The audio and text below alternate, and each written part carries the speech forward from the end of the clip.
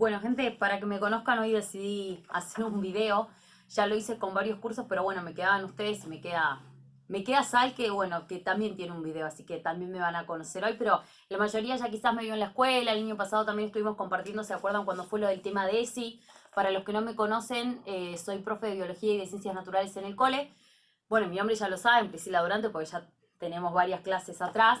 Pero bueno, me pareció que estaba bueno que también nos pudiésemos ver, que me pudiesen escuchar, porque es otro tipo de clase.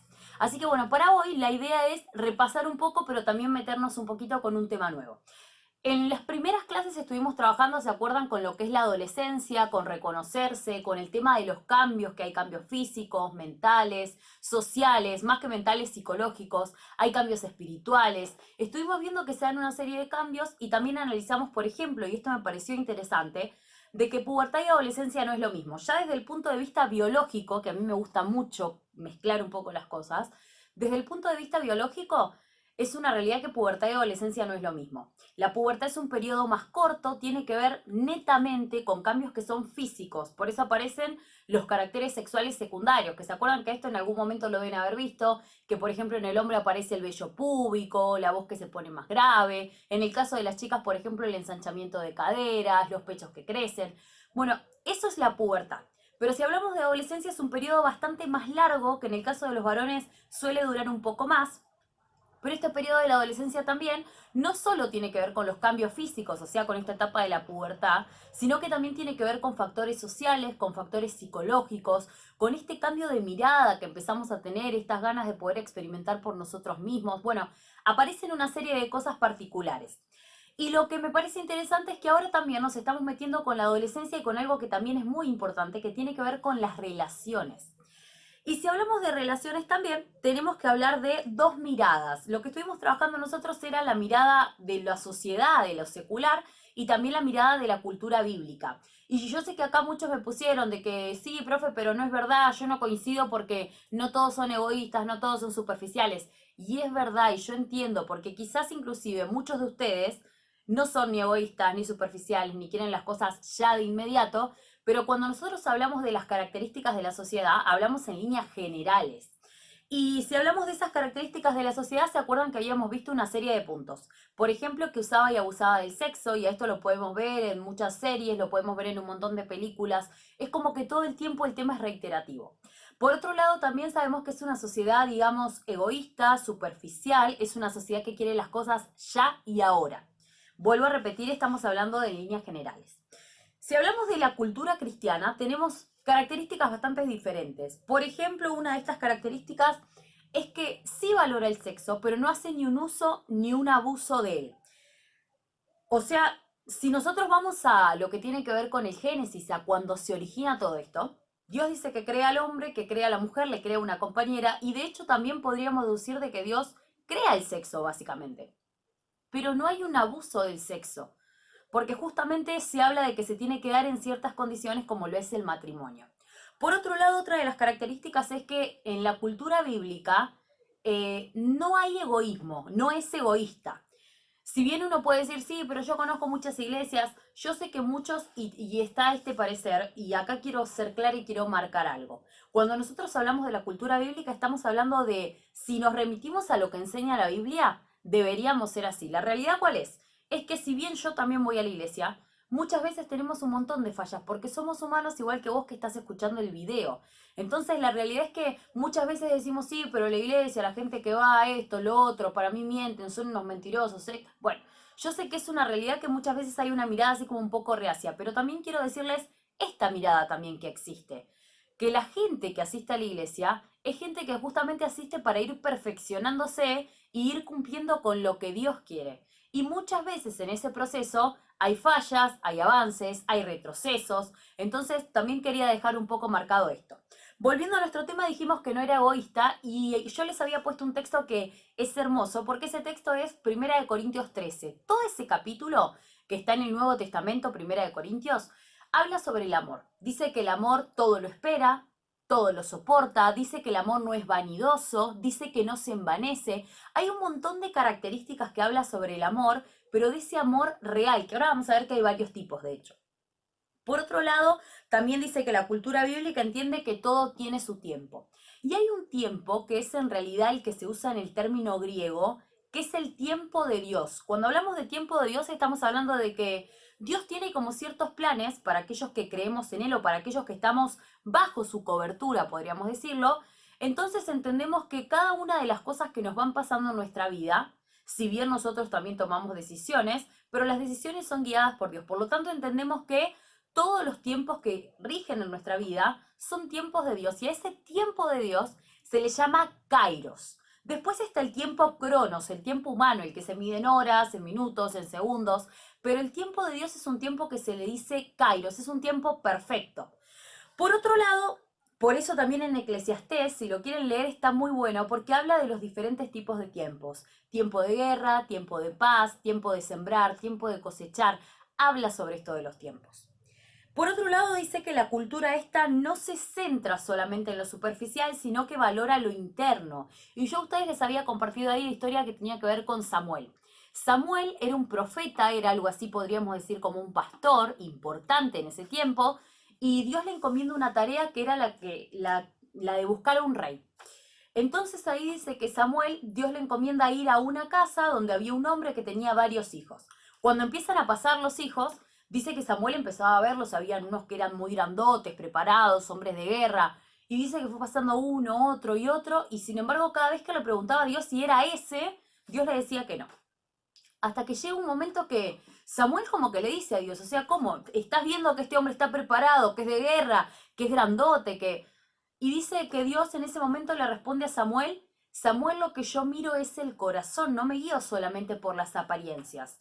Y tal es así que el que termina siendo rey en ese momento elegido es David, que era muy joven todavía, tenía menos de 20 años, era un pastor de ovejas, o sea que vivía en el campo prácticamente. Las únicas armas que tenía era una gomera que sabía manejar. Sin embargo, dice que Dios miró a David. Y por otro lado, otra de las características que tiene esta cultura es que tiene determinados rasgos, o podríamos decir, determinados valores. Y me gustaría que avancemos un poco más porque es lo que tiene que ver con la clase de hoy. El primer paso para toda relación es la amistad. Y es súper importante esto de poder primero ser amigo del otro o de la otra. En este primer paso de la amistad, lo que tenemos que saber es cuáles son las razones que nos unen a esa otra persona. Pueden haber un montón de razones. Puede ser por simple diversión, puede ser porque quiero presumir a la otra persona y que el resto me vea, que a veces esto pasa, no con todos, pero pasa en algunas situaciones. Puede ser, por ejemplo, para relacionarme, para tener intimidad o conocer en profundidad al otro. Puede ser solamente por tener relaciones sexuales, por tener un poco de intimidad, ir un poco más allá. Puede ser por amistad, puede ser porque uno busca realmente que sea una relación a futuro y que la relación vaya continuando. Hay un montón de tipos o hay un montón de razones. Lo importante de esto es saber de que más allá de que hay varias razones, cuando uno está interesado en la otra persona, es importante conocer a esa persona y comunicarle también cuáles son las razones que me están uniendo a esa persona. Si yo, por ejemplo, tengo intenciones de que la relación continúe, o tengo intenciones de simplemente estar un tiempo, o tengo intenciones de conocerla en profundidad, de poder compartir cosas, de que tengamos algo en común, pero de verdad, es necesario también comunicarlo. Pero no solo comunicarlo, sino también saber cuáles son las expectativas, del otro. Porque muchas veces podemos salir lastimados de estas situaciones. Y ahí me parece que es importante esto. Quizás a veces nos pasó de que uno se reengancha en una relación y se hizo un re panorama de lo que iba a pasar en un mes, la semana que viene, el sábado, y esto pasó el miércoles, y el jueves, se nos repinchó el globo porque el otro me dijo, no, la verdad que sabés que conocí a tal, o hoy salí, vi a tal persona, y es como que al final yo pensaba que, bueno, y a veces esto pasa, entonces también eso está bueno, de que cuando uno empieza o quiere planificar una relación, primero que haya una amistad de por medio para conocerse, para saber cuáles son los gustos del otro, cuáles son los intereses del otro, qué están compartiendo, si tienen de repente los mismos valores en común. A veces pasa que uno no se da tiempo para conocerse y se entera todo esto sobre la marcha. Entonces, esto es interesante, de conocer las razones que me unen al otro, pero también poder comunicarlas y que el otro también me las diga. Digo, esto se da igual naturalmente, no es que, bueno, nos sentamos para conversar, ¿cuáles son las razones? No, obviamente que se da de manera natural. Otra cosa importante también es seguir el ejemplo de Jesús. Y en Mateo 7:12 es un texto que está muy bueno, porque el texto este habla sobre el tema de juzgar a otros. Y en Mateo 7:12, miren, esta versión es una versión distinta y dice, así pues, hagan ustedes con los demás como quieran que los demás hagan con ustedes, porque en eso se resumen la ley y los profetas. Entonces, a partir de esto, podríamos pensar lo siguiente, que si yo quiero que sean honestos conmigo, yo tengo que ser honesto con el otro. Que si yo quiero que, por ejemplo, a mí me digan lo que piensa el otro de manera frontal y no me lo oculte, yo voy a tener que hacer lo mismo. Si yo quiero mostrarle los sentimientos y expresárselos y que el otro realmente lo sepa, porque es lo que a mí me parece que está bueno, entonces también es lo que va a pasar con el otro. Me parece que un poco esto se resume en eso. Si yo, por ejemplo, no quiero que el otro me manipule de ninguna manera, yo tampoco lo voy a manipular al otro. Entonces esto es la reciprocidad. Yo voy a dar lo que yo espero del otro. Imagínense si todos pudiésemos hacer este ejercicio. De dar lo que espero que el otro también me ofrezca. No por esperar que el otro me dé lo mismo, sino que porque eso convierte en una relación que es recíproca y que es saludable. Porque entonces los dos recibimos exactamente lo mismo. Por otro lado, algo que está bueno es que en esto que estamos hablando, hay dos situaciones diferentes. Una es estar enamorado y la otra es amar. Yo la puse así como una barra porque tampoco es un versus. Hay cierta compatibilidad, pero son dos cosas diferentes. Cuando uno habla de estar enamorado es una sensación y es temporal. ¿Qué significa estar enamorado? Es cuando a mí me gusta alguien, me atrae, pero me hago una imagen irreal de esa persona, porque es como que me gusta todo. Se pone la remera al revés y la etiqueta le queda afuera y adelante, ¡ay, me encanta! Usa el pantalón re grande, ¡ay, me encanta! Escucha, no sé, la música que menos me gusta a mí, pero la verdad que me encanta cuando la canta él o ella. Bueno, a veces pasa esto, de que tenemos una imagen como que distorsionada. Y la realidad es que esto de estar enamorado va a llegar un momento en el que la venda se nos cae de los ojos porque vemos lo que el otro es y es lo natural. Va a llegar un momento en el que el otro nos va a mostrar su verdadera identidad, porque no todos podemos ser unos ángeles color de rosas en donde somos súper dulces todo el tiempo, somos súper amables todo el tiempo, siempre estamos sonrientes, siempre somos amorosos. Porque obviamente que las emociones nos van cambiando. Hay días que quizás estamos de mal humor, que estamos tristes, que estamos angustiados, que estamos deprimidos. Y es lo natural que pase. Entonces, estar enamorado va a ser algo temporal. Y es una imagen que voy a tener de esa persona, pero que no es la real. Y hay que tener mucho cuidado también con eso, porque muchas veces cuando uno se enamora del otro, a veces hay cosas que no logra ver, porque es como que acepto todo y todo me parece hermoso y todo me parece súper lindo y súper tierno y capaz mis amigos y mi entorno están viendo otra cosa, pero yo como estoy enamorado o enamorada, no lo estoy pudiendo ver. Entonces hay que tener cuidado también con esa parte. Y amar es algo más.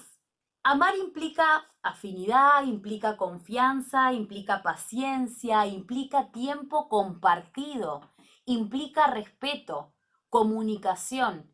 Amar es mucho más que eso. Tiene un montón de cosas en común, tiene un montón de condimentos. Y amar es algo que no va a ser temporal. Porque cuando uno ama al otro, lo acepta como es, lo respeta, lo acompaña, lo comprende. Cuando uno ama al otro, siente esto de que son un equipo, de que hay compañerismo. Y por otro lado hay tres tipos de amor. Está el amor fileo, está el amor eros y está el amor ágape. Estos tipos de amor son amores que en realidad los trataron los griegos en su momento. El amor eros es el amor que tiene que ver con lo erótico, con el dios romano que se llamaba Eros, que justamente tenía que ver con la pasión, con el romanticismo. Básicamente el amor eros tiene que ver mucho con lo que tiene que ver con el sexo. Pero también está el amor fileo. El amor fileo es ese amor que se dispensa entre la familia o con los amigos. Es un amor en el que se comparten intereses. Y es un amor también en donde se comparten afinidades. Por otro lado, el amor ágape es un amor que es, podríamos decir, mucho más profundo. Porque es un amor en donde está lo incondicional, en donde no me importan los intereses propios, sino que se busca el bien del otro. Por lo tanto, nosotros vamos a tener que pensar cuál es el tipo de amor que estamos buscando quizás en esa persona. No digo que uno esté buscando ahora ya, pero cuando ustedes quizás busquen una relación en el momento que sea y la relación del tipo que sea, pero si ustedes buscan una relación que tenga futuro o que sea a largo plazo, uno va a tener que replantearse si verdaderamente lo que va a elegir es estar enamorado o amar, y amar de qué manera. Amar de esa manera incondicional en donde yo ponga al otro por encima de mí, pero ojo, esto no quiere decir de que mi autoestima o mi amor por mí mismo o mí misma quede en el piso y yo deje que el otro haga lo que quiera. No, y a esto lo leí en muchos y me pareció súper interesante. Lo primero que uno tiene que tener es amor propio. Si uno quiere tener una relación con alguien más, primero te tenés que amar vos, te tenés que aceptar vos, te tenés que comprender vos. Si todavía vos no te amás y te sentís súper acomplejado o acomplejada y te sentís todavía de que la verdad lo que vas a lograr encontrar, ¿sabes qué es? Alguien que te complemente. Y la realidad es que vos ya estás completo o completa. No necesitas un complemento. La realidad es que cuando uno encuentra una pareja, encuentra un compañero o una compañera de aventuras, de momentos, de vivencias, de experiencias, de crecimiento, de aprendizaje. Pero completo, completa, ya estás. Obvio que uno va aprendiendo un montón de cosas porque todos los días aprenden cosas nuevas. Pero no nos complementamos porque me falta una parte y busco a mi media naranja. A mí eso de la media naranja me parece un poco loco. Creo que más bien nos complementamos desde el compañerismo, porque completos ya estamos nosotros. Entonces me parece interesante que pensemos en esto. Recordemos entonces, primer paso, amistad es súper clave, pero conocer las razones también. Y siempre dijimos, y me parece súper importante también en este caso, seguir el ejemplo de Jesús. Pensar en que cuando yo tomo una decisión o hago una acción, ¿qué me gustaría o si me gustaría a mí que el otro tome la misma decisión o la misma acción para conmigo? Eso me parece que es súper interesante.